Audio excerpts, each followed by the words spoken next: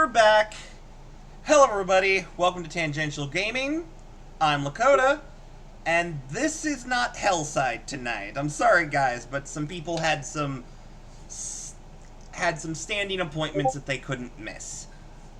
But I'm here with Daniel, What's up, guys? and we're going to talk about world building stuff. More specifically, as Daniel is probably the person in the group who knows the least about D&D, and therefore the least about my homebrew world, he's going to get to ask me some questions. But before I do that, I wanted to start this off with the story of why it's called the Glass Veil.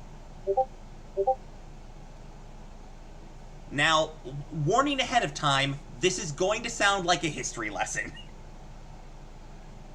If you have any questions during, don't hesitate to ask, okay? All right, sounds good. Okay. So to explain why it's called the Glass Veil, I have to go back to the beginning of the Prime Material Plane. Now, in a lot of cases, your character wouldn't know any of this, but this is basically like an origin myth that you would have heard about, that your character would have heard about in, like, this world's equivalent of Sunday school, right? Right. Even Klaus would have heard a version of this story. So essentially, at the beginning of everything, the gods just sort of came into existence. They didn't know why. They didn't know how. They just sort of existed Up here. suddenly. Yeah, I hear you. The only thing the gods knew is that there was one other entity there when they awoke. That entity isn't very important at the moment, but essentially, all they know is there is an entity that is older than them that they do not understand and does not explain anything to them. The young gods found the Prime Material Plane, which at the time was covered by the elemental powers of fire, earth, water, and wind. The gods took those forces and shoved them off the Prime Material Plane into their own dimensions, essentially, creating the 4 elemental planes. Right. The gods then set about turning the Prime Material Plane into a creation. Not because they had any great plan, but because they wanted to see what they could do. And everything was fine to start with. They created plants and trees and the sun and things like that. And then they decided, let's create something smarter than an animal. They created the first mortals, fully grown, and dropped onto the Prime Material Plane with no information on what they were, why they were there, how they got there, or anything like that. And the gods just sort of sat back and watched what happened. Which eventually ended up with the first mortals breaking into infighting, separating into multiple groups, and then killing each other off, basically. Basically, like, hey, I need to rule this part, but they want it, so I think I'm going to kill them so they don't kill me. Yep, and eventually all of the first mortals were just dead. The gods watched their first failed experiment. And this time in history is referred to as the First Kingdom. Most scholars would tell you that not much happened. Except that's not true. Because during this time, one of the gods discovered their purpose, in quotation marks.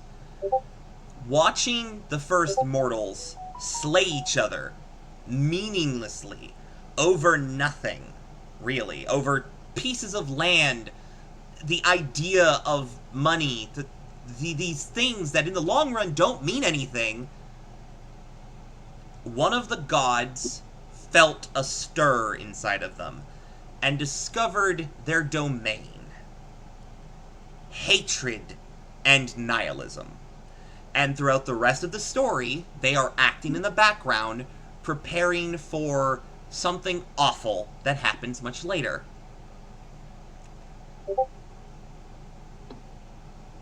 But the Second Kingdom started much nicer. As the gods, realizing that the reason these mortals believing, what is easier to say, that these mortals killed themselves because they didn't have a direction. Nobody told them, how to do things. Nobody told them how to understand the world around them. And so the gods descended to the prime material plane and each created most created their own groups of people that would be their first worshippers. And as the gods interacted with this new breed of mortals that they had raised up themselves, they discovered their domains, these aspects of the world that they connect with. And through that came the next problem. Some of the gods discovered that they were connected to some of the darker aspects of mortals. Murder, lust, vanity, thievery, these things that are bad by all intents and purposes, right? Right. And this caused a split between the groups of deities, and inevitably caused a war. In the war, there were three factions. Those who aligned themselves with good, known as the gods of creation. Those that aligned themselves with evil, the gods of ruin. And those that chose to remain neutral and protect mortals from the dangers of the other gods fighting, the gods of materia. Inevitably, though, the gods of creation won out over the gods of ruin and kicked them off the prime material plane into what would now be called the Hells.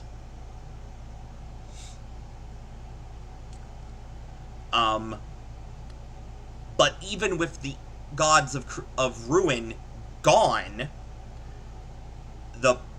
they left behind followers and worshippers and those that would do their bidding simply by hearing their voices through the veil. Now, it's worth noting that at this point in time, the barrier between the prime material plane and all of the other planes of existence is very strong. Unlike in the modern day of the glass veil, where there are all of these weak points and holes that lead into other plane of existence and affect the world around them. It's around this point where that changes. Because during the first part of what became known as the Third Kingdom, while all of the gods were distracted trying to root out the worshippers of the gods of ruin and trying to keep their own worshippers alive and safe, the god of hatred and nihilism was in the background enacting a plot that succeeded in ripping down the veil around the prime material plane. This caused a inflood of the elemental planes and the hells onto the prime material plane, which caused the gods to be even more busy and unable to stop the god of hatred or do anything to fix the veil.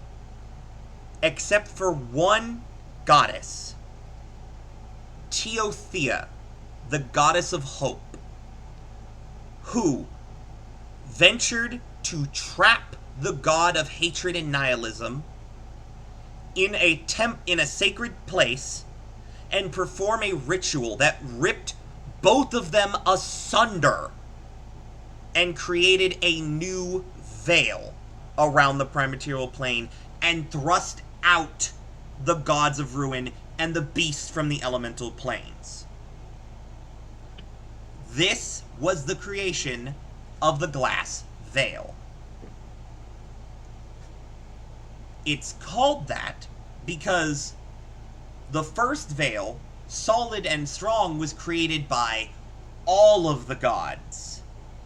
The glass veil was created by two, one of them very unwilling.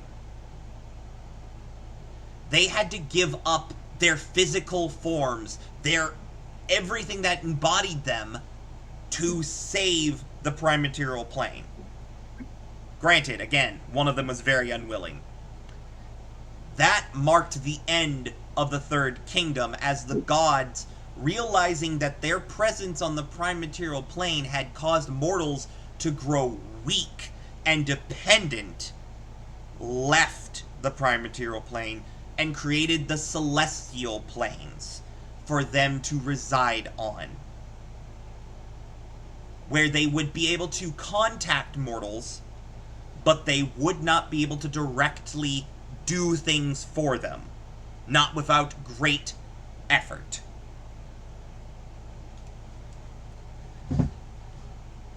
And that is the story of why it's called the Glass Veil. Now, Okay. now you guys are currently in the Fifth Kingdom.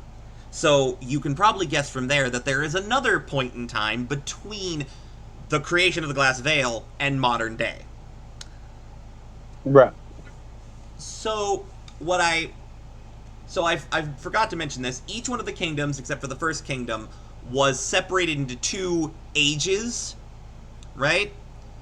The second kingdom was known was the Age of Peace was the first half, and the Age of Strife was the second half. The Third Kingdom was separated into the Age of Corruption and the Age of Calamity.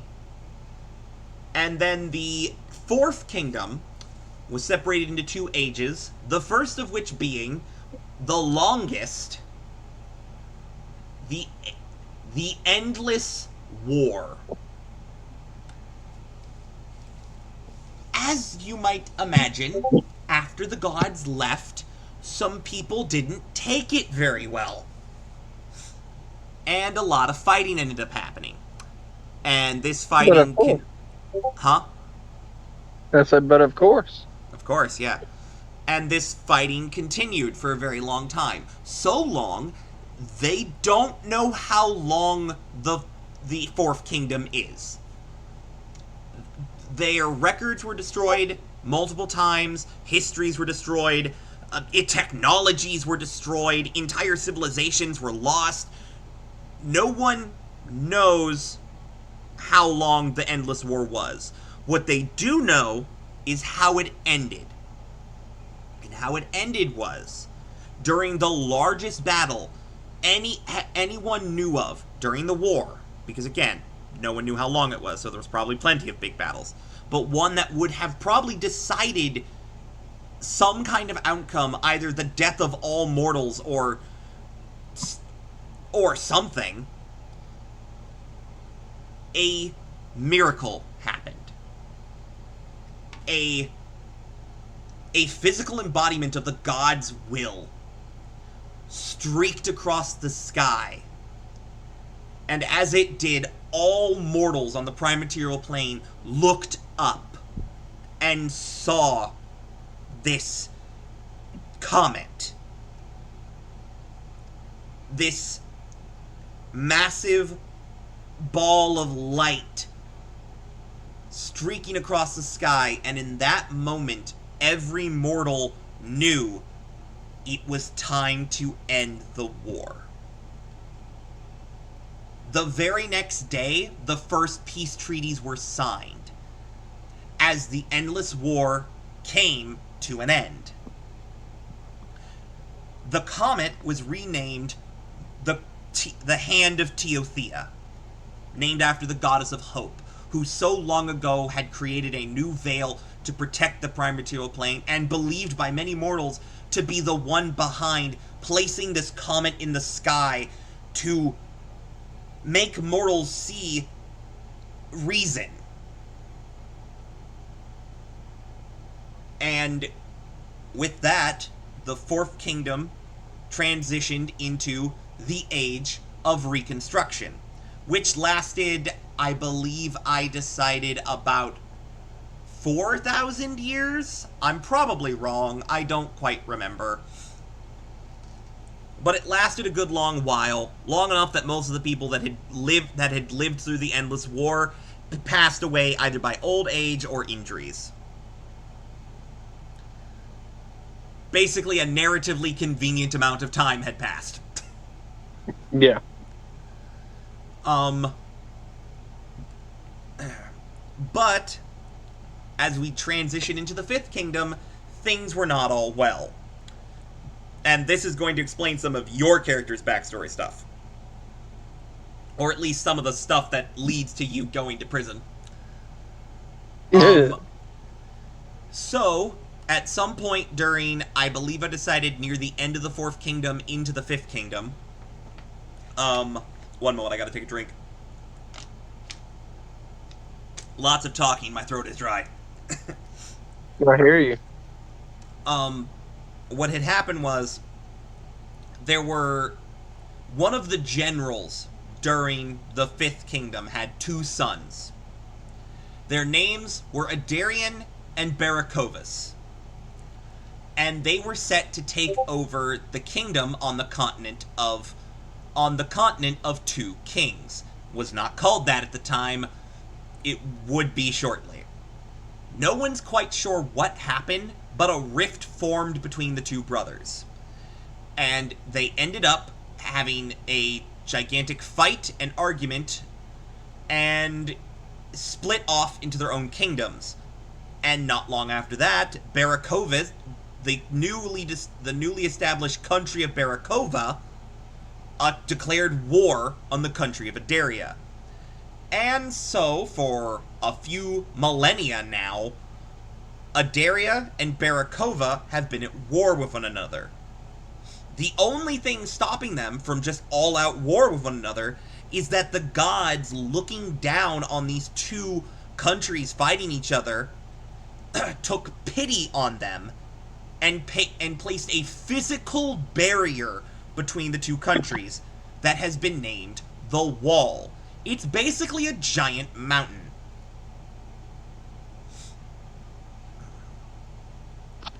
That's where Zell would have been stationed. Probably one of the forward companies closer to where the action was happening. Oh yeah, most definitely. But that He does like a good battle. Oh yeah. But that would have been the war that you were a soldier in. You know, before you killed your commanding officer.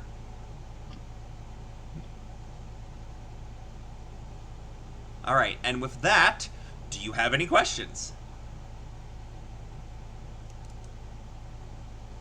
You can literally ask me anything about the world. Let's see. If it's something that will be spoilers, I will tell you and I just won't answer it.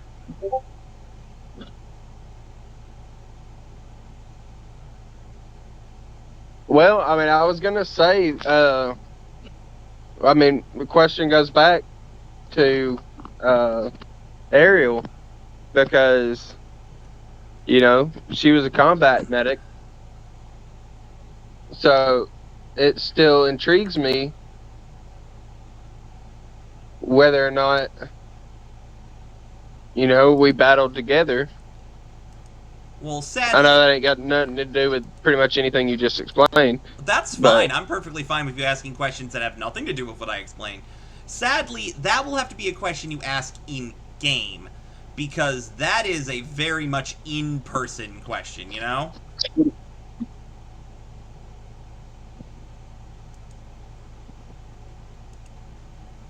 You still there? Yeah, you're cutting in and out. Okay, sorry. I'm trying to open a couple of things in the background. I have lists of lore that I have written down, so I'm prepared for some of your questions. Oh, okay. But yeah, in the case of Ariel, it's more of a thing of you're gonna have to ask her in game when there's a moment when she's not experiencing a post traumatic Oh no. stress episode.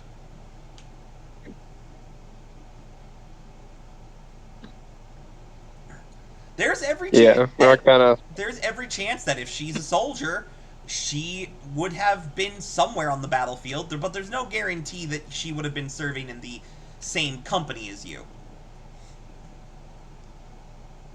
It's a it's That a is true. it's a big border. Like the border between Adaria and Barakova is huge. Yeah, when you say it's like basically a giant mountain, like I picture kind of like the Colorado Rockies. It goes from you know Yes, one end of the country to the other. yes, it is very much a mountain range that just goes across this border between these two countries.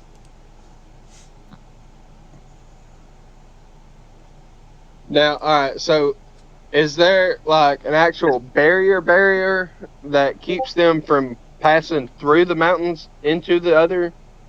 No, Like but that's keeps Bulgarians from. no, but that's why the soldiers are stationed there. Um, Okay. Essentially along the wall, which is what they call that mountain range, there are multiple military bases that it's literally their job to prevent people from crossing the border. Um, So they're basically back in the day border patrol. yes, they are very much a border patrol. Granted, they are literally border patrolling a place they're at war with, so it makes more sense. Yeah. Granted, there have been people. You as a soldier would know this. There are people who make it through the wall who are smuggled across most of the time. A a good chunk of the time, they're just refugees. They're people trying to escape Barakova because it's not exactly a great place to live. I was honestly thinking Adaria was the No, no, more upper class, Adaria's like the more. the one you guys live in. The only reason Hellside looks the way it does is because I mean All the demons and yeah, stuff like that that's been attacked. it's around demons and devils all the time, and it is way closer to the border than anybody wants to be. I was gonna ask like how. All right, so there's pieces of glass veil that are not shattered, but kind of what's the word I'm looking for? Ripped, I guess you could say. Ripped is a good word for it, yeah. Um, So how close to one of those shards of the glass veil is it Hellside? Hellside is within about a day and a half walk from one. Okay. You you explained that like stuff that's close enough to one of these shards of glass uh get like affected from it. They Is that they can. In the case of being next to one that is connected to the Hells, there's a high if you were to get a woman pregnant while in Hellside, there is a higher than likely chance that your child with that woman would be a tiefling. okay? There are also cases where someone who's gotten extremely close to a shard of glass and gotten magic out of it. More often than not, they just freaking die. Yeah, that because makes sense. magic radiation is not good for any mortal body. Um, it can. It also creates things like Veilstone. Um, around the actual shard of glass, which you guys haven't been there, and I'm not going to go into too much detail, but around the actual shard of glass that is the reason the place is called Hellside is huge amounts of what's known as infernacite, I believe is what I call it, Which which is is the one that looks like it's on fire, but it won't burn you to the touch. actually no. That particular stone that you guys found was from the elemental plane of fire. Because remember, before the shard of glass um, got stuck on hell because wizards are stupid sometimes. Um, it was what's known as a variable shard. A variable shard is essentially a shard of glass that constantly shifts what plane it's touching. So there have been times in the past that the shard of glass at Hillside was touching the elemental plane of fire, the elemental plane of wind, water, ice, earth. So it's pretty much touched it all. Yeah, it has been, and because of that, because it's been doing that for several centuries, the ground in the area has been affected by that, and so it doesn't just produce one type of veilstone. It produces all of them. Yes, it produces a lot of different kinds of veilstone. Granted, they haven't found all the different types.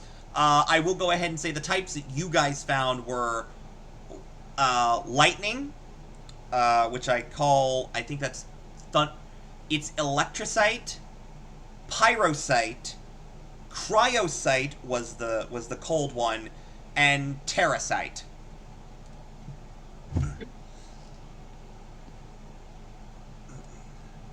Okay. Those were the four that you guys found on the cart, which you also know there was a fifth one, but I don't That was remember. missing. Yeah, a fifth one that's missing, and I don't remember if I told you guys what. I don't remember if you were told what was in that one before you were given the job, so I'm not going to say it again here. We were not. Okay, I felt like you weren't, but I wasn't sure. No, we wasn't even told. We just told that the cart contained Veilstone. Yes. They didn't say what types or Okay, anything like that. I couldn't remember, and I was honestly thinking about going back to episode 2 and listening to it again. Which I might still do, because episode 2 was great. Episode 2 was great. I love the bar fight. That was great. Also, I love the fact that you guys are kind of just jumping on the stuff that I'm doing with Ariel. I was really worried adding a fifth member to the group that was played by me would not go well. But honestly, I'm really glad you guys have decided, no, she's in the group, therefore we defend her. Yeah, you don't fuck with family, bro. That is very true. Out of curiosity, what were you going to do if Yulant hadn't jumped in? What were you going to do to the priest? I was honestly gonna basically pick him up by his robe with my trident right next to his throat, Ooh. or I was just gonna carefully, so as to not actually impale his throat, pick him up by his throat. Either way, he was getting a trident to the throat. Oh, absolutely. That's great. I mean, again, I love the fact that you all immediately jumped to her defense. And I hope you don't feel... Either that, or I was going to sweep the leg and knock his ass on the ground and then stick the trident in his face or pull my arrow. I hope you don't feel too bad for being the one who set off the PTSD episode. She did. I mean, I kind of do, but at the same time, it makes for a good storyline. It does make for a good story. the thing is like I had her make a wisdom saving throw. That was part of your persuasion. Her being able to even look at you and give you any kind of response was the fact that you did roll decently high in your persuasion check. Yeah, Which is impressive because if I remember correctly, charisma's the stat you have a -1 in. it is. Yep. But yeah, like she did not roll well on her wisdom roll. She did very poorly, which is bad because wisdom's like her highest stat.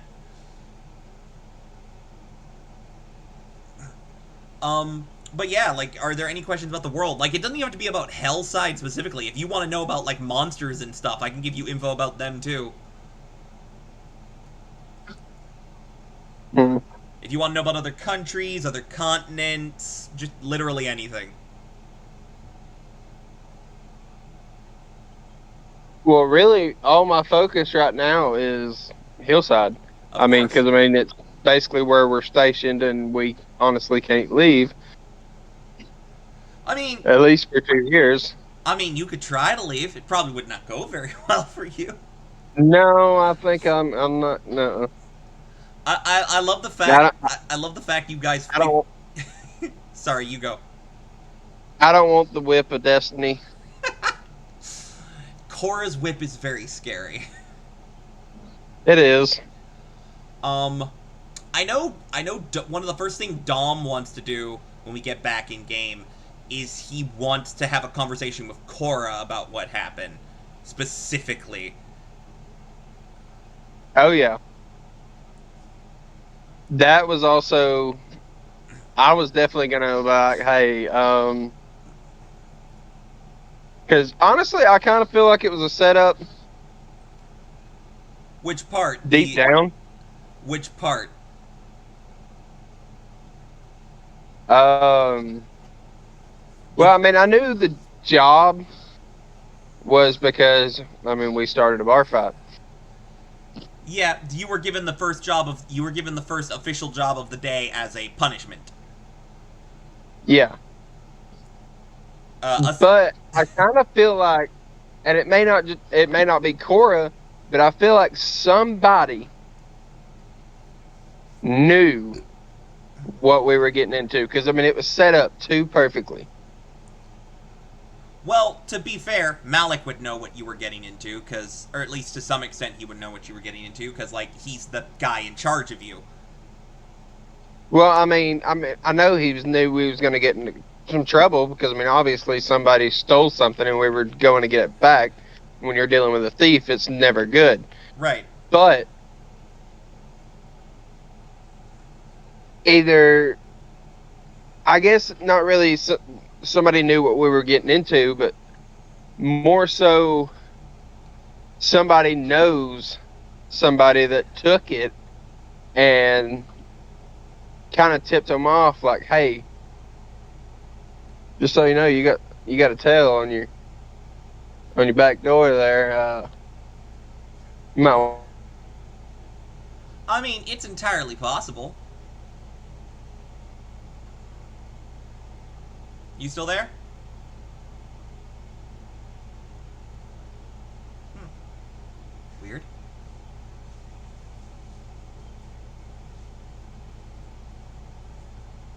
Daniel? Uh oh.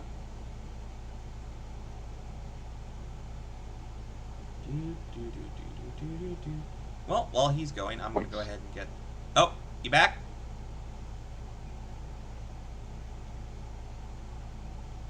I don't know. Oh.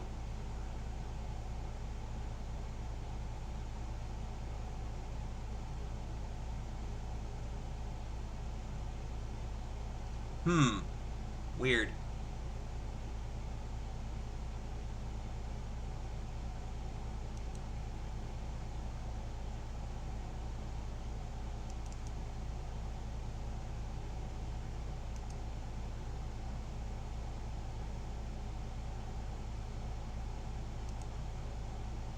You there, Daniel?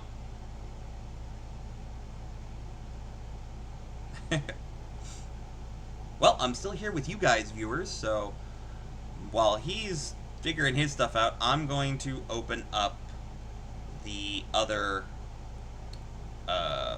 documents that I wanted to. There's that one.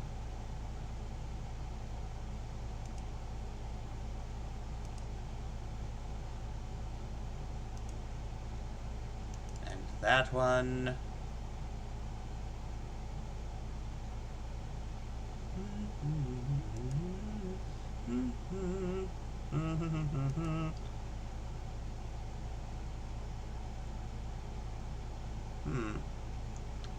I think I'm going to try... Oh. He hung up? You there? Can you hear me now? I can hear you now. I don't know what happened. I mean, any number of things could have happened. Did you possibly go through a dead zone or something? No, I haven't moved. Weird. I'm sitting at the house, out on the porch. Weird. But yeah, Like, like I was sitting here just talking to you, and I was like, la la la la la, and then I stopped talking because I finished my statement, and it was just solidly quiet, and I was like, yeah, oh, you cut out on my end just all of a sudden, and you cut back in, and then nothing. huh. Yeah, weird. But yeah, like, it's entirely possible that you guys were... It's entirely possible that you could have been spotted, or maybe someone's more aware of what's going on in town than people think. I mean, it's entirely possible. I don't know. It's just something like my gut's just telling me like somebody's. I mean, yeah, I know we're criminals. I know we're there for a bad reason. You know, we're a bunch of freaking murderers. But I don't know. And then again, it may just be a test. You know, I mean... that's like why it makes me so excited to get back into the game. And I'm like, what's next? Oh, I'm excited to get back into game 2. I can't wait, because, like... I don't know if we're going to get combat in the next session, but I know we're going to have some really good roleplay.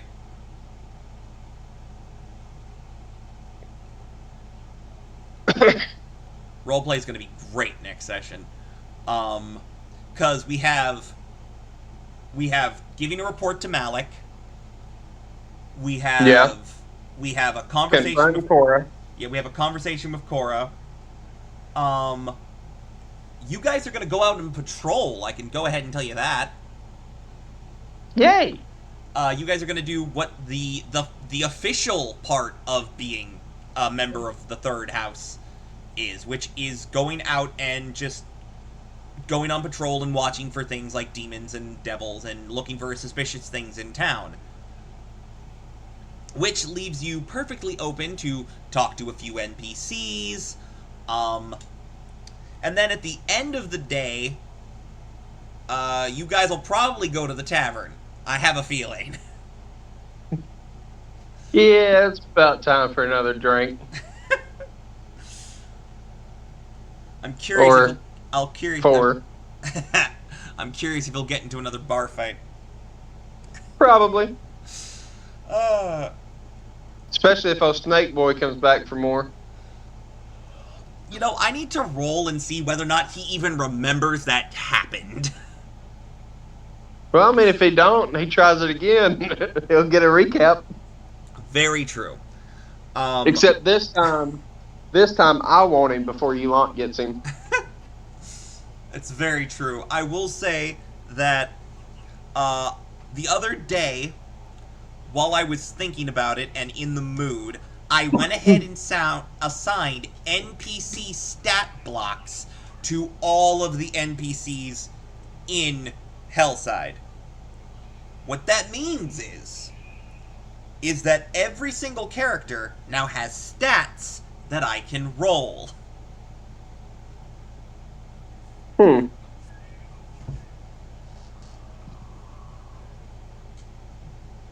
Essentially what that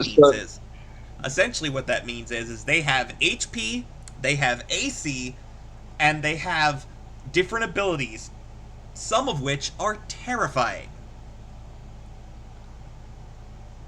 Lovely. That's going to make for an even more interesting bar fight. Well, to be fair, if he gets if Hessick is an interesting character, I don't want to spoil anything, but let's just say there's some interesting things that go along with his magic. I have a feeling. And he's not going to be too happy to see us if he does remember. Well, again, there's no guarantee he'll remember.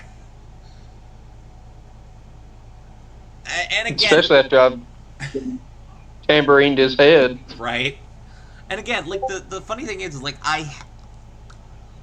I knew I was going to have Hessick hit on Ariel during that session. I knew that's what I was going to do. What I wasn't That sure, was a test. huh? Whether we would stand up for her or not. That was part of it. I figured it. My first thought went to Eulant because that just felt in character.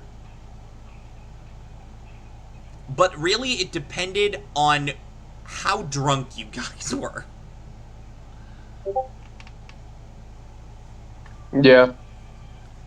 I certainly did not expect the impromptu drinking contest.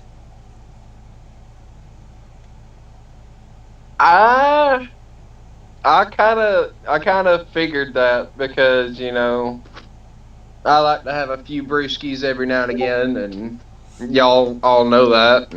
Yep. But no, And I honestly figured Patrick would be the one to do something like that, or Klaus. well, the funny thing is the reason Patrick wanted to do it is because he knew he would have advantage. Yeah, and Joker Jack still beat him. Yes, but that was luck. It really was. Technically speaking, the roll where you all rolled under the DC, all of you should have lost. But for fun, I went ahead and just dropped the person who rolled the lowest and kept going. Yeah, Because the thing is have you ever known a drunkard to stop when they know they're drunk? nope. Exactly. And by the way, that DC keeps going up. You guys got it all the way up to 20, I think? Yeah, But yeah, the DC goes all the way up to 20. It can go up to 25, to 30, to 35, 40. It just keeps going. Eventually, it's impossible unless you have, like, unless you're, like, legit a god.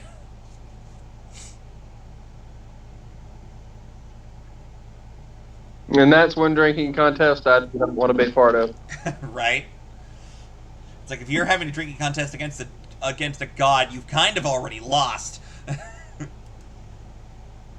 About to say, like, listen, man, here's 5 gold. I'll fold. Let me buy you a beer. I think I'm just gonna enjoy my buzz. Yeah. So would the so would the 3 drinks before you start making saving throws be buzzed, or is there Well, a different point where buzz it really happens? depends. It really depends on what I'm drinking. Like, it depends on how powerful or how strong the drink is. That's fair. Yeah, that's if you drink unless you were Klaus or a dwarf, you would not be able to drink dwarven ale. Yeah. Dwarven So I ale would say, Dwarven ale is literally poison. yeah, I would say the 3 were definitely buzzing then. Yeah. Um But yeah, once you drink uh, dwarven ale, the if you drink it and you are not a dwarf, you have to make a saving throw, and if you fail, you have the poisoned condition for the rest of the day. Because that's how strong drinks have to be to get dwarves drunk.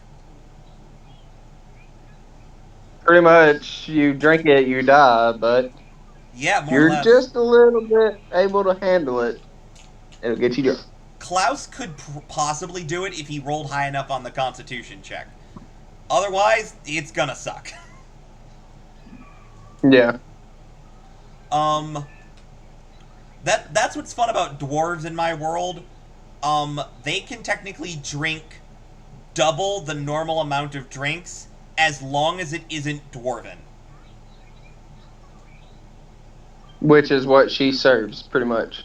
Actually, no, she was serving you guys normal ale. You just, you guys hit your limits.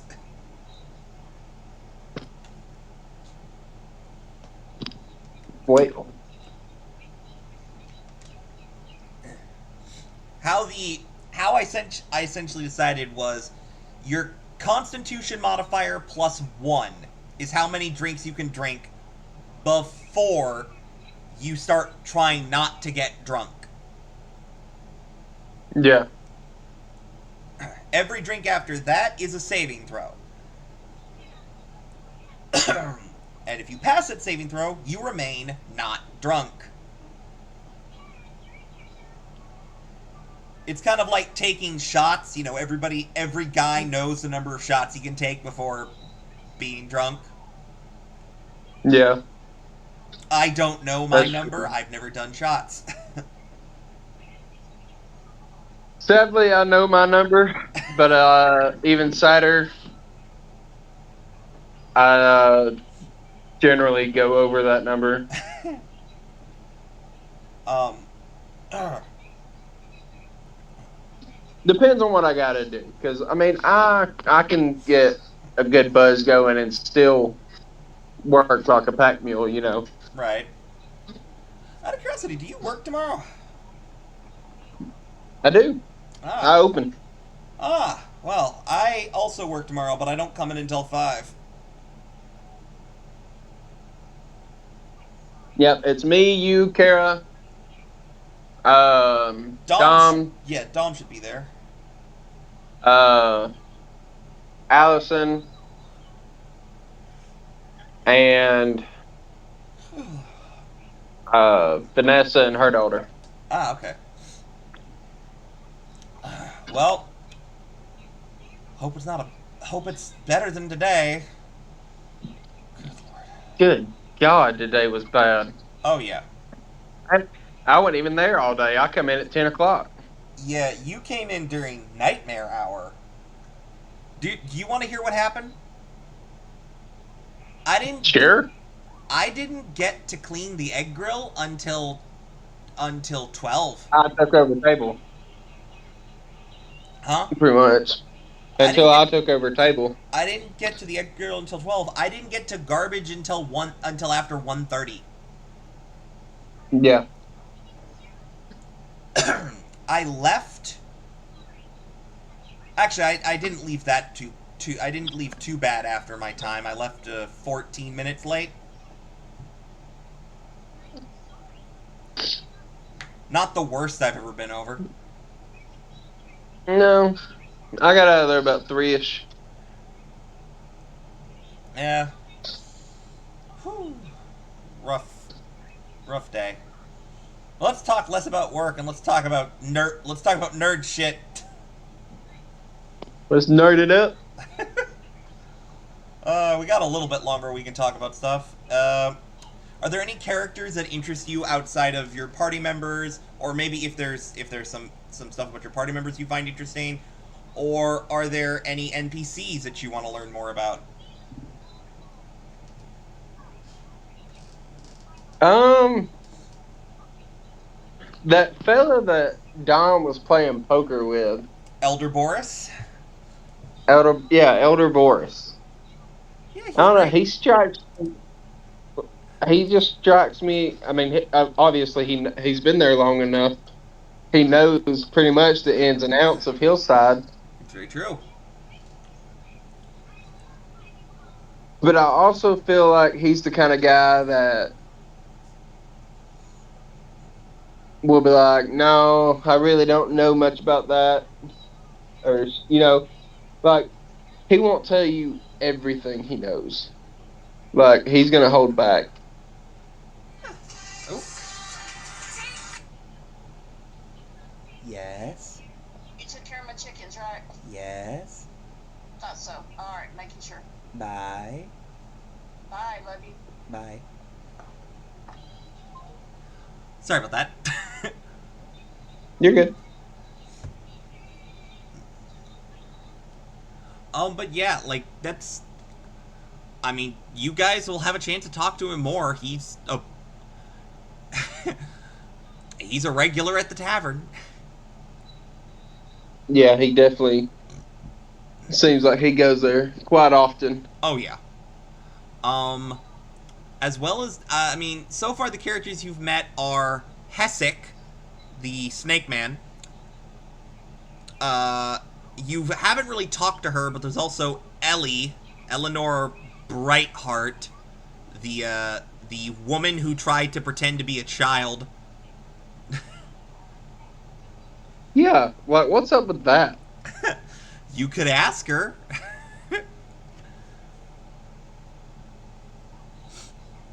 Like, did she just think that if she was a child, they would treat her different, or Who knows? You could always ask her. She's around. She's in town and everything. There's Cora. Obviously, there's the one of your bosses, Cora. There's I have a feeling we're gonna get to know her a little bit better when, if nobody else wants to, heck, me and Dom will go double team her and confront her on what the heck was up with the priest dude. right. Yeah, that's yeah. We're Or definitely gonna I get want answers. we're definitely gonna get more out of her next session. That's for sure. But on top of that, there is also on top of that, there's also Malik, the guy who's actually in charge of you, with the big claw marks across his face. Have we been told why how he got those marks, or You have not. uh, Elder Boris was about to mention something about it, and then the subject got changed. that's right? Uh, uh, Elder Boris was about to mention something about it, and then Dominic said something as Ulant. I don't remember what he said, but the topic ended up changed. So he didn't get to say anything about the scar. What I will say that he was about to say is that, because it's not that big of a deal, Malik has had that scar since he arrived. He had it when he arrived at Hellside. Yeah, but I figure Malik's been there long enough that him and Elder Boris have actually talked a time or two, and I'm pretty sure Elder Boris has got the reasoning for that scar out of Malik. Maybe. You could always talk to Elder Boris. I plan to. In the case of the. And then in the case of Three Houses, there's Malik, who again you haven't talked to very much. Though, he has such a warm personality. Uh. I don't think he likes me. Huh? Or I don't think he likes Zell very well because of his smart mouth. Yeah. Although I knew Zell was gonna have a smart mouth the moment you told me what his backstory was. Uh. There is Victoria Nocturna, the the the the pretty goth mommy lady.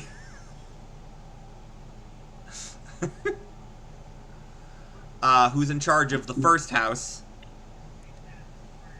Her big freaking bodyguard Gauche.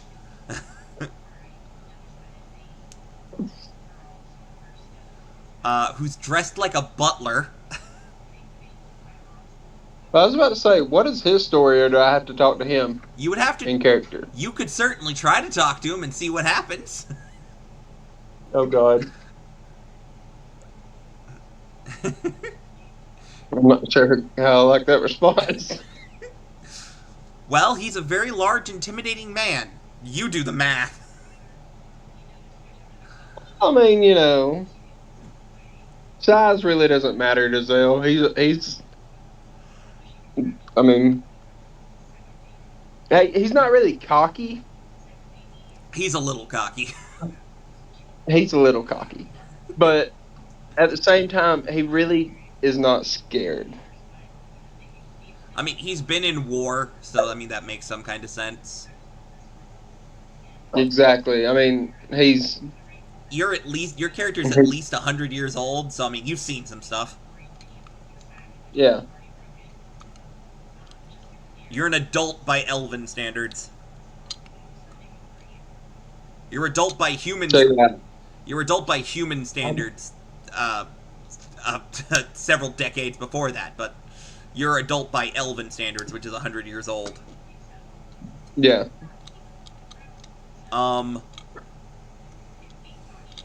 Then of course there's Danis Grimm, the guy in charge of Second House. You don't even know the name of his second lieutenant. You just know that she looks very roguish. I will put it that way. And as for him, I mean, the dude was willing to take a bet on zapping a child. So Yeah, that is true.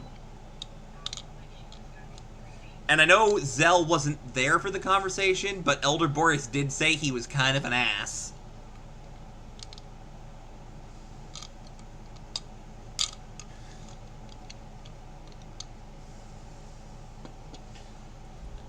You still there? Yeah, there's kids walking up the driveway.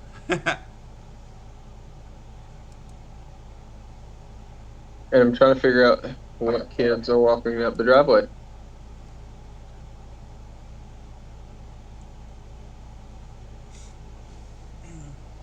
Oh, it's nailing them. Okay.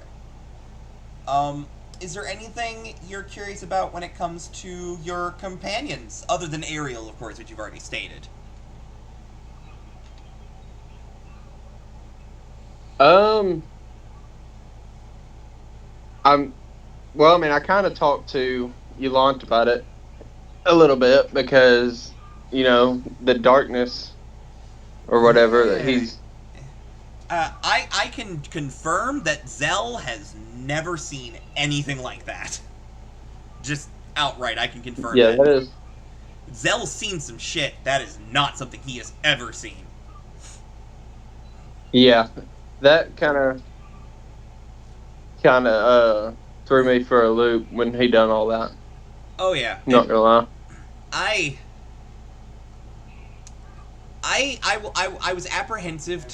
was apprehensive near the beginning on letting him play a homebrew class, but after looking over the class and thinking about it and hearing the backstory he came up with, I came to the conclusion it would be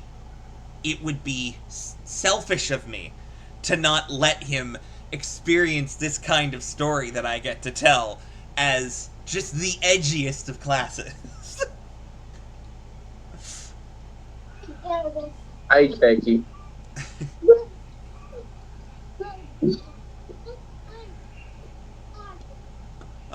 But yeah. Oh, and of course you got to learn a little bit more about Joker Jack's patron last session. Yeah, Uh, which is basically like a Harley Quinn to his Joker. I kind of figure. well, technically speaking, she's the more powerful one in this case. Because, how warlocks work is essentially they make a deal with a powerful entity to gain magic. Yeah. Bubbles calls Joker boss, but technically he belongs to the patron of joy. Her actual name is, and I'll go ahead and state this now. Her actual name is, ah, her name is Gaudia. Gaudia. Yes, Gaudia, like Gaudi. That just sounds like a powerful name. Yes, her name is Gaudia, like gaudy, as in that's the gaudiest dress I've ever seen. She is one of the muses in my world. She represents the aspect of joy. So, like, if you ever Okay, so yes. go ahead. No, you first. Well, I was gonna get you to explain the muses of your world a little bit. Oh, absolutely. Um, you would know that there are you. So there's more details to this, and I'm trying to. You rolled. You had a very mid roll, but there are certain aspects you would know. So I'll go over what I can with you. Other aspects are either unknown to you or just straight up hidden from you, if that makes sense. Yeah. Um, to Zell's knowledge, there are three muses: the muse of joy, the muse of sorrow, and the muse of I think is it anger? Is anger the other one? One I second. think so. Yes, I'm not entirely sure on that. anger. There are three muses: the muse of joy, the muse of sorrow, and the muse of anger. They are the daughters of Adonassia, the goddess of beauty, love, and art. Hey, Techie. The muses essentially represent the things that their mother is the goddess over, and they give inspiration to people to create things basically in the name of their mother. That's their job.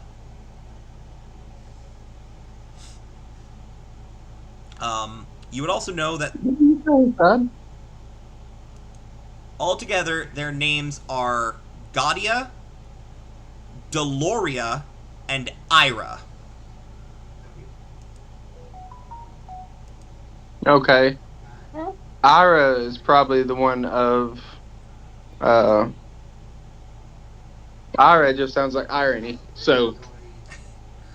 Uh, Ira is anger, Deloria is sorrow. Their names are from. I believe I got them from Latin, but I don't remember. That sounds like something that would come from the Latin origin. Right? Basically, I realized that a lot of my god names sound like a. They literally just sound like random letters thrown together. So I'm just like, okay, so I'm gonna go to a website and just look up words that mean different things. Which, I mean, if you really think about it, most things go back to a Latin origin. Right? So. But yeah, essentially what you know now is that at some point in Joker Jack's past, he made a deal with Gaudia to get magic. And now he uses that magic to entertain people.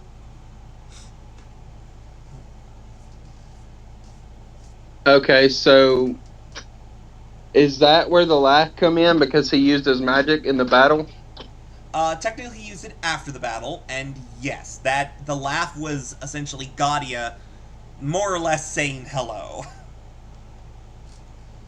Okay, so she was just putting her little mark on it. More or less. I. Warlocks are fun because they have an entire entity that you get to introduce into a person's backstory, and you can kind of come up with this relationship between this normal mortal and this godlike being, and it can be all kinds of different things. A lot of people go for the abusive mentor trope, which I think is dumb. I mean, it can work. Yeah. It can work in a story, but like I think it's a little overdone. I can see that. I'm looking at the Hell Afflicted Wolf right now, and I'm just remembering I'm just remember Patrick stating asking why are its teeth glowing. Its teeth are glowing because it's on fire. Fire makes things glow. Its entire mouth is technically on fire. I just didn't have the ability to make it look like that. Well, I mean, he kind of has his mouth closed, so I mean, at most you might see a couple embers. What happened? You're okay. You're okay, big boy. Let's see. Well, you can't keep running in and out, son. If you go in, you gotta stay in, okay? If you go in, you stay in.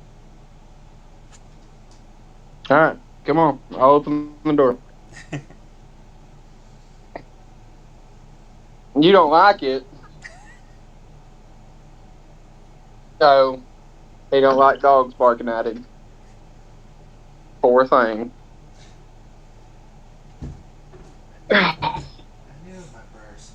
The joys of fatherhood. uh, but yeah, like I'm. I think Klaus at this point is technically the one you know the least about. That is true. I mean, I know he's part of like an underground fighting club, Yes, you do know and that. he's got a pretty wicked tail. Yes, he is. You know why he got there, or at least bits and pieces. You know a little bit of why he is there. Um, but not much else. Well, you also know that he apparently absolutely freaking loves food. Yes, he definitely loves food. He is a fiend for food. Which, honestly, knowing the person playing the character of Klaus, I could see that. Well, um, I mean, at this point, it's pretty safe to say that Klaus didn't have a lot growing up, so. Yeah. And then of course there's the Just pretty much happy of, to, sorry. be able to actually get a meal Yeah, that doesn't gruel. yeah. And then of course there's still the mystery of the nightmares. Yes, and I have a feeling, are we going to get into more of those, like, more into those in the next session, or is that Only something you can't tell? only time will tell, my friend. I've had a feeling you was going to say that. I will say that I find it interesting that none of you have mentioned to one another that you had these weird existential nightmares.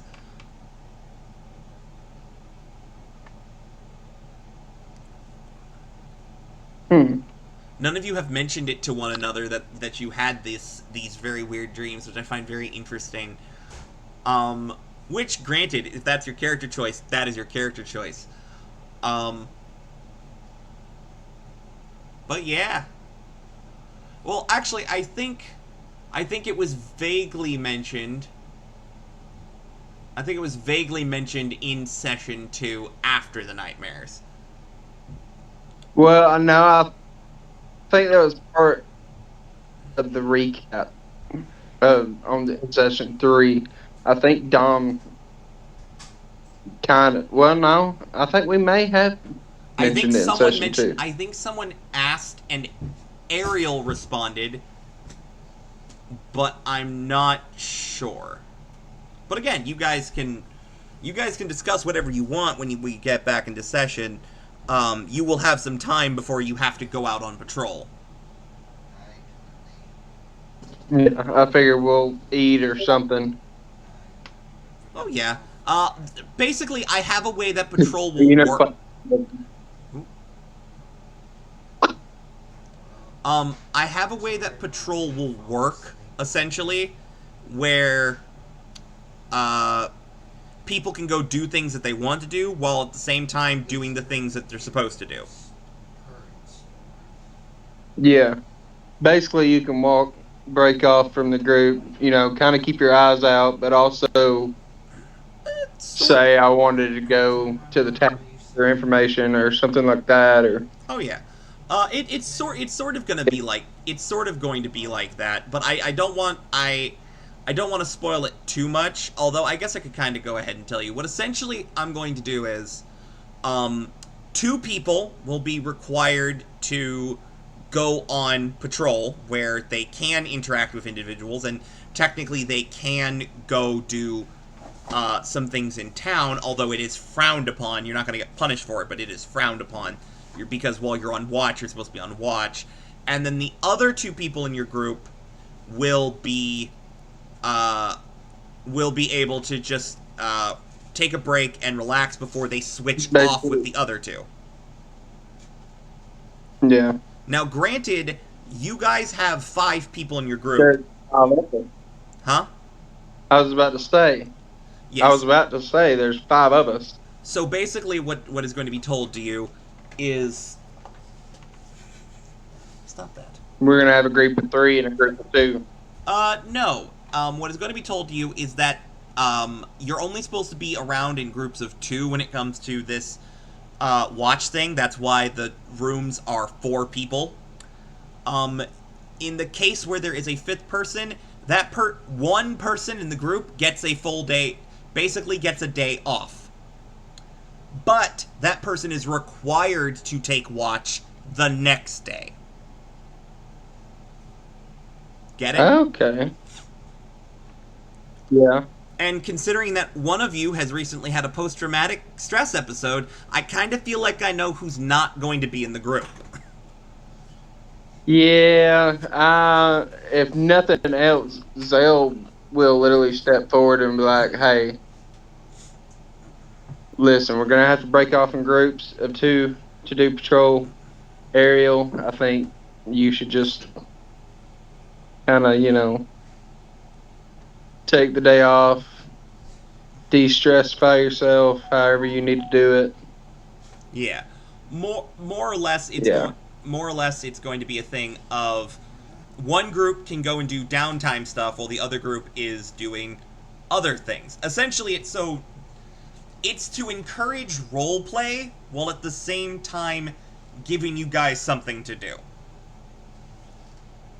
Because Yeah. you might have to create pairs that are not something that you would normally do. Because I mean, if you take Ariel out, then then Zell. If Zell's the one who goes on patrol, his patrol partner options are Yulant, Joker, and Klaus. Of those 3, who do you think you'd pick? Honestly, I'm kind of wanting to start off with Yulant. Right? But at the same time, like you said, Zell doesn't really know Klaus that well. He Ex- knows the other two. right? He's got a pretty good idea of them. So, patrol would be a good time to actually get a full backstory and understand and know somebody. So, it's either Klaus or Yulant. Okay, that's very cool. And yeah, I didn't necessarily mean for Ariel to be the person who gets to sit out on the first day of watch, but it would make the most sense considering what happened. Once again, I have a, there was a chance I have a she feeling everybody else is gonna yeah, agree. I agree that most of everyone's going to agree. I will say there was a chance she wouldn't have a post traumatic stress episode if she had rolled higher on her wisdom check. Yeah. If she had rolled higher on the wisdom save that I rolled for her, she would have I can't tell you she would have answered your question, but she wouldn't have shut down like she did.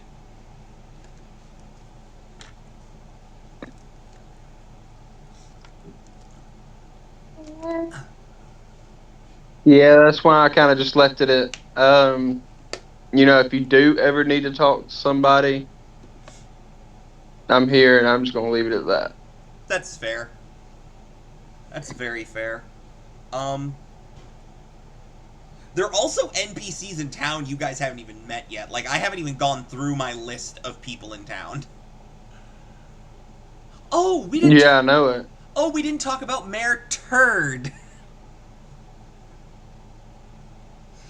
Well, I mean, other than really, I don't know anything not to know about him because he don't stick around.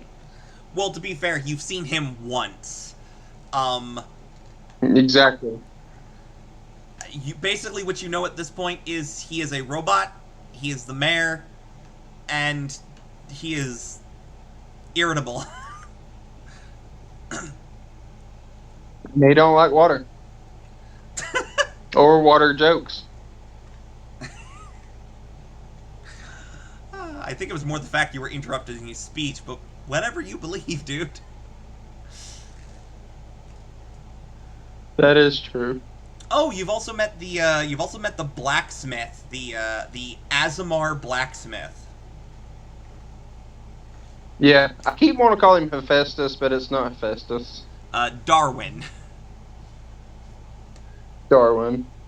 I don't remember what the last name was, and I don't feel like looking it up right now. But yeah, his first name is Darwin, and he's just a dude. He does not look his age, and it's mainly because of the beard. Yeah, he sounds like a kid, but has the face of a man. I wouldn't say he sounds like a kid, but he definitely sounds like he's in like his early 20s. Like according to Zale, compared to Zale, he's a kid.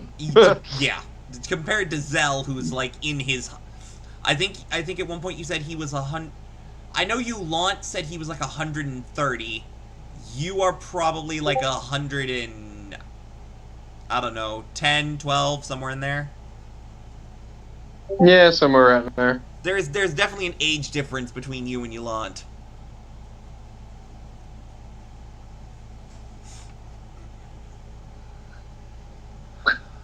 But yeah, I'm excited to get back into the game. It's gonna be such a freaking blast.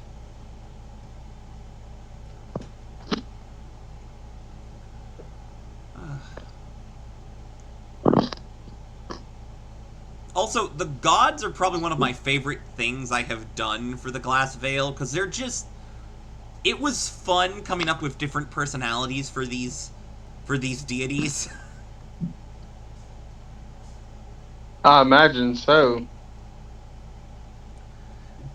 So, I think more people should go the Greek mythology approach and humanize their deities a little bit. Without a doubt. You can't go wrong with Greek mythology, dude. My one thing is let's not do a Zeus. That's my only thing. But in Greek mythology, all of the gods were flawed, and these flaws were human. Now the reason Yep. you probably know that the reason the gods were pictured as flawed individuals in mythology is because the gods were used as representations of humanity's like baser instincts, essentially, like the things that they were representations of human nature. Yeah. But at the same time, I like the idea that the gods are just incredibly powerful individuals who are also still learning how to do their job. Time to go feed the dogs, bro. That is right. That's very cool. It's like, yeah, they have great unimaginable power, but like They don't know its full potential. exactly.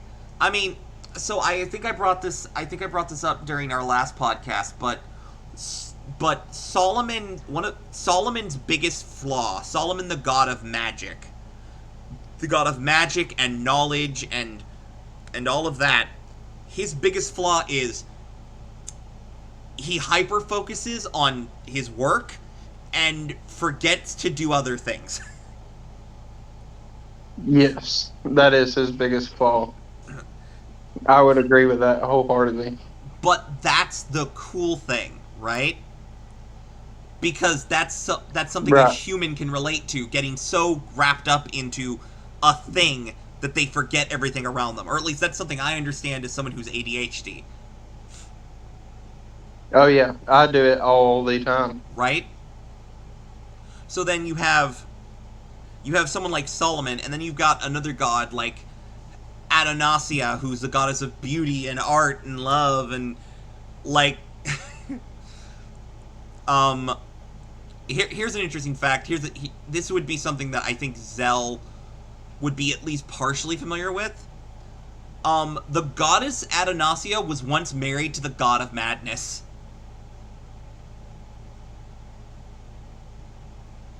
I do believe Zoe would know something about that, She was married to the god of madness but before he was the god of madness. After he became the god of madness, technically they are still connected. So there are times that the god of madness can sneak into the celestial planes and mess stuff up. and I have a feeling you're going to do that to us at some point in time. Oh, again, like he goes into celestial planes. He's nowhere to be found on the prime material plane. Like how could he ever affect anything? I'm laughing because I know, and Dom would know if he heard me because he knows this story. And so would my brother. You know nothing, so it's funny to me.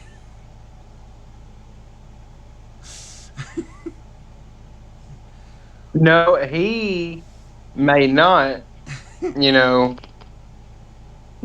be able to get to our planes, but I also have a strong feeling that he has a very specific person on the inside somewhere that he can mess stuff up through. Entirely possible. Um, but yeah, I just like the idea of gods not being perfect.